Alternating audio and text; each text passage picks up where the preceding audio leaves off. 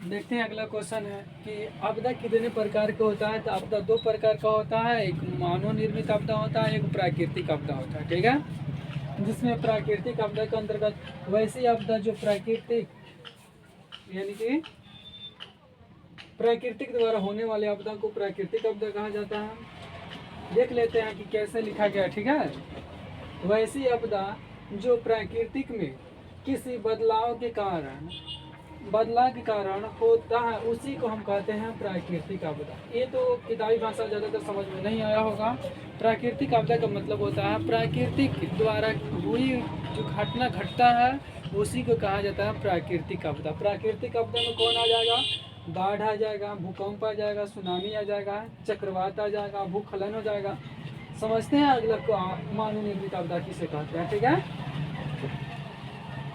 मानव निर्मित आपदा से क्या समझते हैं, यानी कि मानव निर्मित आपदा क्या है?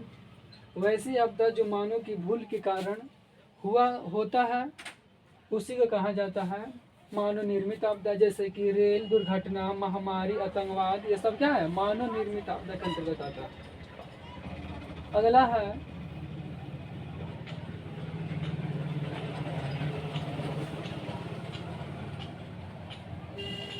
अगला है कि बाढ़ किसे कहते हैं। बाढ़ किसे कहते हैं? मस्ट भी आई सब्जेक्टिव क्वेश्चन, ये बार बार पूछता है।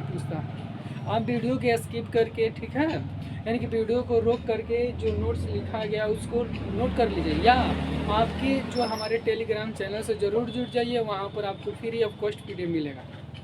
ठीक है, यानी कि इसमें कह रहा है कि बाढ़ किसे कहते हैं। कहना मानसून के महीने में अधिक वर्षा के कारण नदियों के जल जो होता है, जल स्तर वो ऊंचा उठ जाता है, वही होता है बाढ़। ठीक है, मानसून के महीने में अधिक वर्षा के कारण नदियों के जल के स्तर उठ जाता है, जिसे कहते हैं बाढ़ कहा जाता है। जिसके कारण नदियों में जल आपस में फैलने लगता है, उसी को बाढ़ कहा जाता है। ठीक है, इसके लिए शॉर्ट नोट्स भी है। ठीक है, शॉर्ट नोट्स क्या है कि बिहार में सबसे विनाशकारी बाढ़ जो हुआ था तो 2008 ईस्वी में आया था। ठीक है, स्टार मार के आप लिख लीजिए कैसे। ठीक है, बांग्लादेश को बाढ़ों का देश कहा जाता है, क्योंकि बांग्लादेश में प्रत्येक साल यानी कि हर साल बाढ़ आता है। बिहार का शोक नदी कोसी नदी को कहा जाता है। हम सब जानते हैं कि बिहार का शोक नदी कोसी नदी को कहा जाता है।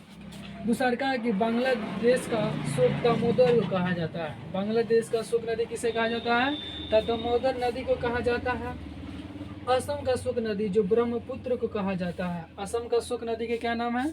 ब्रह्मपुत्र कहा जाता है। और उड़ीसा का शोक नदी का नाम है महानदी को कहा जाता है।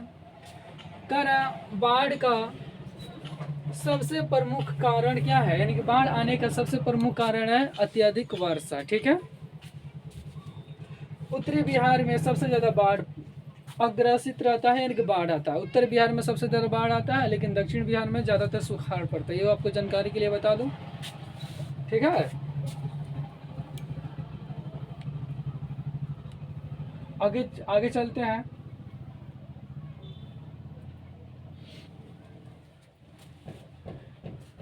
अगला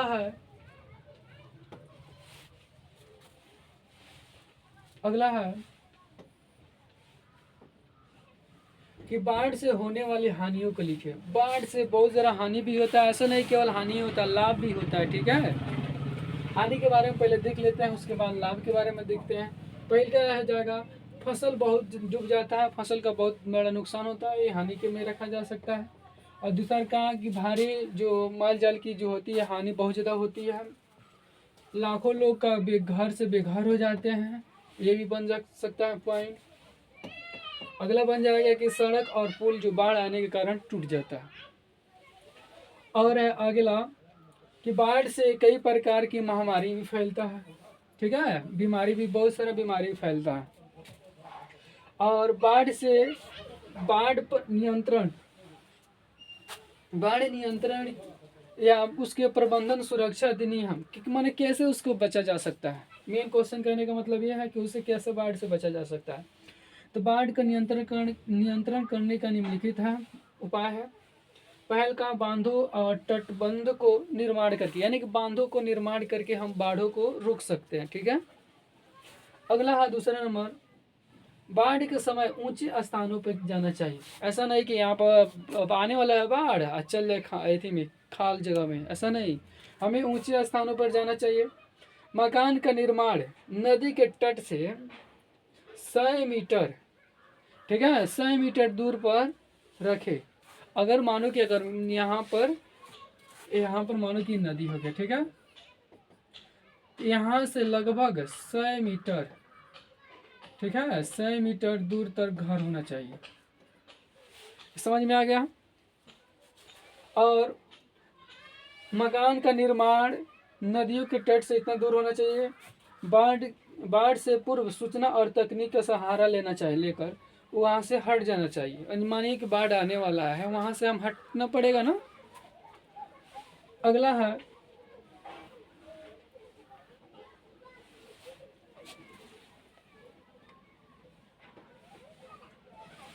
कि बाढ़ से होने वाले लाभों को लिखे। बाढ़ से भी लाभ होता है, ऐसा नहीं कि केवल हानि ही होता है, लेकिन अक्सर ज़्यादातर हानि ही होता है। ठीक है, बाढ़ से होने वाले लाभ जो इस प्रकार है, निम्न है। बाढ़ से भूमि की उपजाऊ मिट्टी हो जाती है, यानी कि मानो कि यहाँ पर बाढ़ आती है तो कहाँ कहाँ के मिट्टी, जो उपजाऊ मिट्टी दहलाते हुए लेकर आती है। ठीक है, एक लाभ के अंतर्गत इसको रखा जाता है। ठीक है, बाढ़ से आने के आसपास गंदगी भी सफाई हो जाता है। मानो कि यहाँ पर है एक कचड़ा एरिया, ठीक है, यहाँ से बाढ़ आया, यानी कि पानी आया तो इसको तो दहलवा के लेकर जाएगा ना, तो यहाँ का जो साफ सफाई हो गया, यानी कि जो वहाँ के कचरा था, गंदगी था, वो सब सफाई हो गया। ठीक है, अब तीसरा हो जाएगा कि इसके कारण सुखाड़ की स्थिति नहीं आती है, यानी कि सूखा नहीं पड़ता है। ठीक है, अगला है, ये लगभग 5 नंबर में पूछता है। ठीक है, ये मस्ट बी ऑब्जेक्टिव का सब्जेक्टिव क्वेश्चन के अंतर्गत इसको रखेंगे, लॉन्ग क्वेश्चन। ठीक है,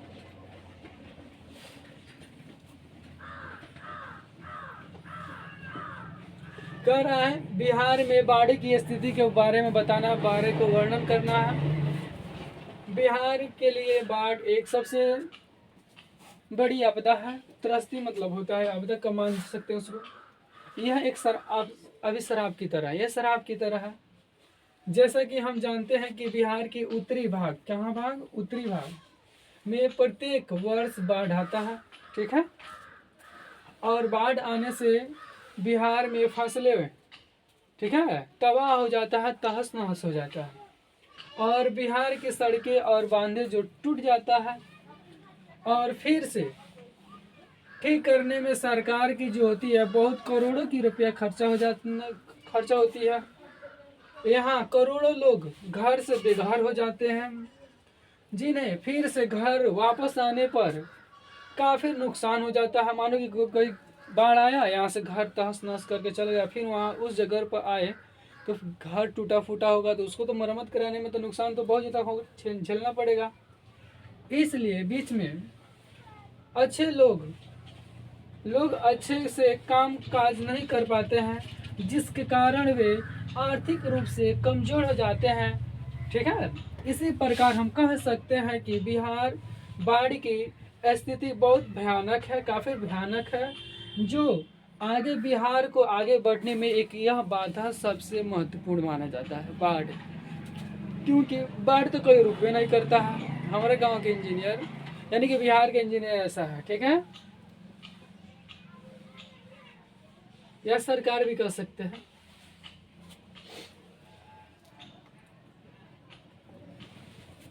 अगला है कि सुखाड़ किसे कहते हैं, यानी कि सूखा किसे कहते हैं। 25% से जहां वर्षा कम होती है वहीं होता है सूखा। ठीक है, यदि वर्षा की मात्रा कम से कम 25% से कम हो जाती है तो वहां पर उसकी नमी की कमी आती है, उसी को कहा जाता है सुखाड़। सुखाड़ एक प्राकृतिक आपदा है। सुखाड़ एक बार नहीं आता है, सुखाड़ धीरे धीरे आता है। ठीक है, सुखाड़ के लिए सबसे जिम्मेदार होता है वर्षा की कमी। ठीक है, दक्षिण बिहार सुखाड़ से ज़्यादा प्रभावित रहता है, लेकिन उत्तरी बिहार जो होता है बाढ़ से सबसे ज़्यादा ग्रसित रहता है। ठीक है, आगे की ओर देखते हैं।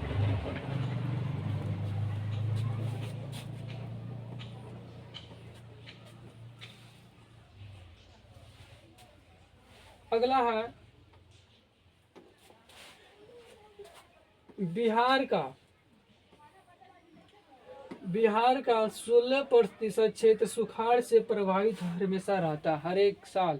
यानी कि हमेशा कह सकते हैं कि वो 16% ऐसा बिहार का क्षेत्र है जहाँ पर बाढ़ से हरदम ग्रसित रहता है। सॉरी, बाढ़ से ग्रसित नहीं, सुखाड़ से ग्रसित रहता है। सुखाड़ के कारण होने वाली हानियों को लिखना, यहाँ पर क्या लिखना है, हानि के बारे में। ठीक है, सुखाड़ से बहुत सारा हानियां हो सकती है। भारी मात्रा में फसल जो नष्ट हो जाते हैं, जान माल की माल जाल की जो होती है क्षति पहुंचती है, यानी हानि पहुंचती है। फसल जो उपजाऊ कम हो जाता है, जिस कारण महंगाई बढ़ जाता है। माने कि कोई फसल उगवे नहीं करेगा तो वहाँ पर तो महंगाई बढ़ेगा ना, महंगाई बढ़ेगा तो पता चलेगा कि हो गया। सरकार क्या कर सकती है। अगला है चौथा नंबर कह रहा है किसानों की आर्थिक स्थिति दयनीय हो जाती है, बहुत ज़्यादा खराब हो जाती है। ठीक है, जब अगर सुखाड़ पड़ता तो किसान के काम क्या, खेती करना, खेती करके वहाँ के लोगों को भोजन प्रोवाइड करना, बांटना, ठीक है, देना। वहीं जब सुखाड़ पड़ जाएगा तो कहाँ से कोई कमाएगा। ठीक है, अगला है कि सुखाड़ की स्थिति के बारे में वर्णन करना है। ये 5 नंबर में पूछ सकता है और 2 नंबर में पूछ सकता है। ठीक है, बिहार में सुखाड़ की स्थिति का बारे में बताना है। बिहार में सुखाड़ की स्थिति काफ़ी भयानक है, बहुत ज़्यादा भयानक है। दक्षिणी बिहार सुखाड़ से ग्रसित रहता है, जबकि उत्तरी बिहार जो होता है बाढ़ से ग्रसित रहता है। ठीक है, इन क्षेत्रों में समय पर फसलें नहीं उग पाती है। जैसे कि सुखाड़ पड़ेगा तो समय पर फसल नहीं होगा, जिसके कारण से किसानों की स्थिति आर्थिक रूप से काफ़ी दयनीय हो जाती है। और बिहार जो है, बिहार ही नहीं, एक भारत भी कृषि प्रधान देश है। ठीक है, यहाँ पर फसलें समय पर नहीं उगाई जाएगी तो फिर आर्थिक स्थिति क्या होगी। इसलिए सुखाड़ जो है बिहार के लिए अभिश्राप है। सुखाड़ सबसे खतरनाक है। ठीक है, कह सकते हैं उसको। सुखाड़ अगर आएगा तो कृषि को बहुत ज़्यादा, यानी किसानों को बहुत ज़्यादा हानि होती है। अगला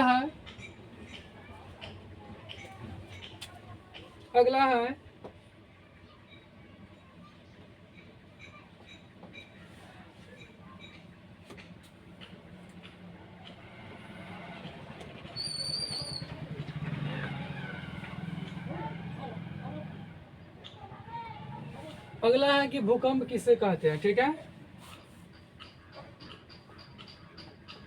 कह रहा है भूकंप किसे कहते हैं, तो हम सब जानते हैं।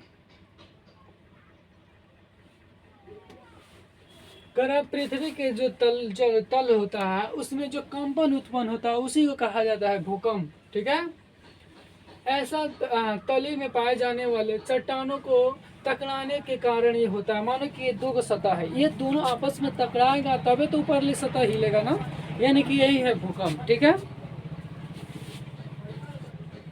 अगला है कि भूकंप केंद्र किसे कहा जाता है। भूकंप केंद्र कहने का मतलब जहाँ से भूकंप उत्पन्न होता है उसी को भूकंप केंद्र कहा जाता है। जहाँ से भूकंप तरंग का जन्म होता है उसी को कहा जाता है भूकंप केंद्र। गहरा अधिक केंद्र किसे कहते हैं। भूकंप केंद्र के ऊर्ध्वाधर पृथ्वी की स्थिति को केंद्र के अधिक केंद्र को कहा जाता है। अर्थात पृथ्वी का वह बिंदु जहाँ से भूकंप का पहला अनुभव होता है, यानी कि मानो कि वहाँ से पहला अनुभव महसूस होता है कि यहाँ भूकंप आया, उसी को कहते हैं अधिक केंद्र।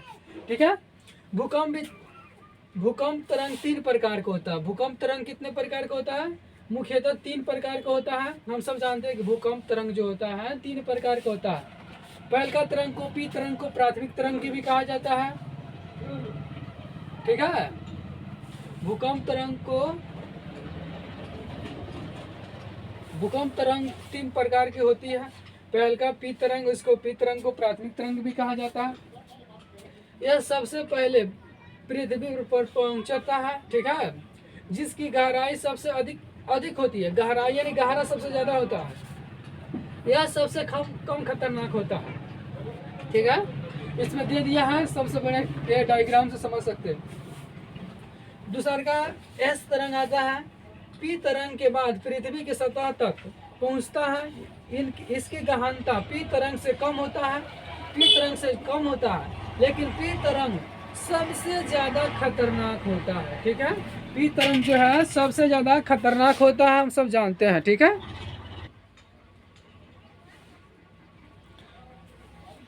अगला है, अब एल तरंग के बारे में देख ले रहे हैं। एल तरंग क्या होता है?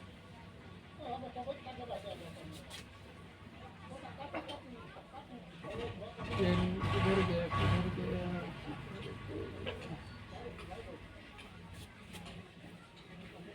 हर एक क्वेश्चन के साथ एक एक इमेज दिया गया है, इससे आसानी से समझा जा सकता है, ठीक है।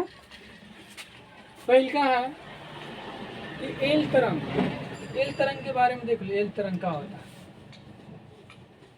यह एल तरंग जो होता है, दीर्घ तरंग भी इसको कहा जाता है। यह तरंग सबसे पीछे पृथ्वी की सतह पर तक पहुंचती है, सबसे पीछे लास्ट में पहुंचती है, ठीक है। यह गहनता सबसे कम होती है, यानी गहराई इसका सबसे कम होता है। यह सबसे अधिक खतरनाक होता है, ये भी अधिक खतरनाक होता है, लेकिन इसकी गहराई क्या होती है? कम होती है। करे भूकंप के प्रभाव को कम करने के दो उपाय बताए, यानी कैसे हम भूकंप को टाल सकते हैं, उसको टाला नहीं जा सकता, उसको प्रभाव को कम किया जा सकता है, ठीक है। इसका बहुत सारा उपाय है, लेकिन दो उपाय के बारे में पूछ रहा है, तो दो उपाय के बारे में बताएंगे, ठीक है। पहला कि भवनों को आयताकार होना चाहिए, यानी कि जब हम भवन का निर्माण करें तो वो कैसे होने चाहिए? आयताकार होने चाहिए।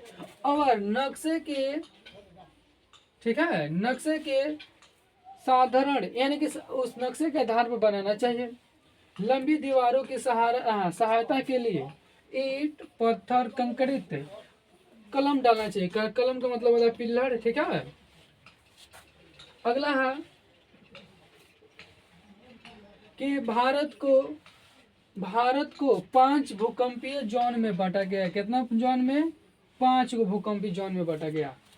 भूकंपीय जोन की तीव्रता सिस्मोग्राफ से मापा जाता है। भूकंप किससे मापा जाता है? सिस्मोग्राफ से मापा जाता है। यह सबसे ज्यादा खतरनाक 5 जोन होता है, यानी कि सबसे लास्ट जो पांचवा जोन होता है वो सबसे खतरनाक होता है, ठीक है।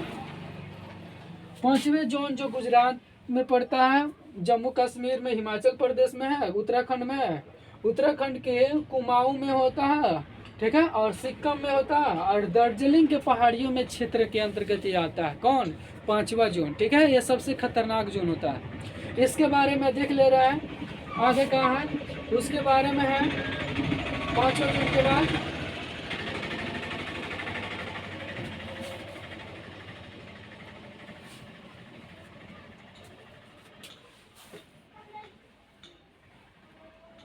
भारत के इन प्रदेशों में कई विनाशकारी भूकंप भी आ चुके हैं, ठीक है। भारत में बहुत सारे भूकंप भी आ चुका है।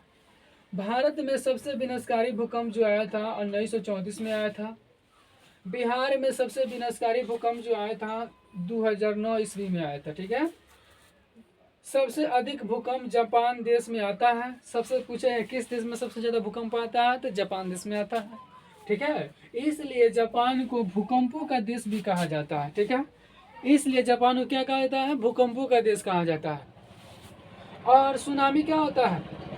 सुनामी किसे कहते हैं? समुद्र की जो तल होता है उसमें कंपन उत्पन्न होता है, कंपन उत्पन्न के कारण जो समुद्र का जल होता है उछलाव मारता है, यानी कि ऊपर की ओर उठता है, उसी को कहा जाता है सुनामी कहा जाता है, ठीक है।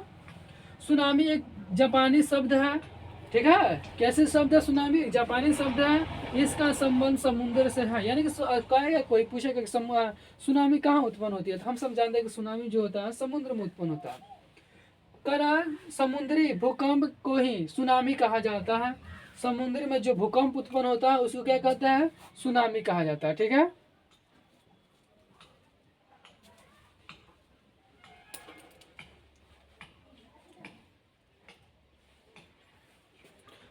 अगला है कि भूस्खलन क्या है? भूस्खलन क्या है? इसके बारे में देख लेते हैं।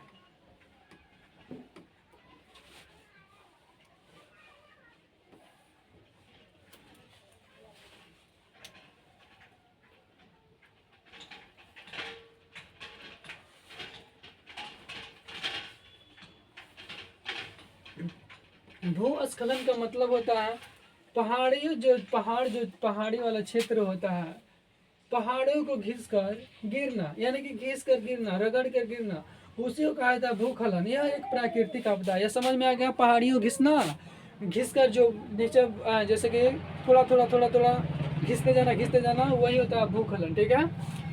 हिमस्खलन क्या होता है? जब बर्फीले क्षेत्रों में बर्फ के टुकड़े एक स्थान से दूसरे स्थान तक जाने में घिसता है, यानी कि रगड़ाता है, उसे कहा जाता है हिमस्खलन। ये समझ में आ गया?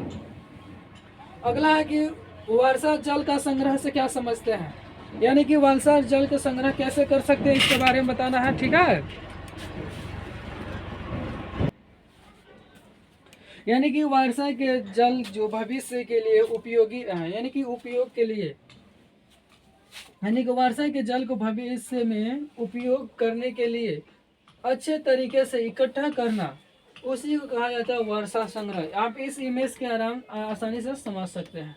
यानी कि इसको ड्रम में क्या किया, जमा किया जा रहा है, उसकी या तो सिंचाई के लिए किया जाएगा और सारे काम के लिए किया जा सकता है। ठीक है। वीडियो बहुत लंबी हो जाएगी। ठीक है। इसलिए ये पार्ट 2 में ज़रूर मिलेंगे। आप वीडियो देखें। इसके लिए धन्यवाद। आपको वीडियो कैसे लगा अपने दोस्तों के पास ज़रूर शेयर करें। ठीक है। मिलते हैं नेक्स्ट वीडियो में।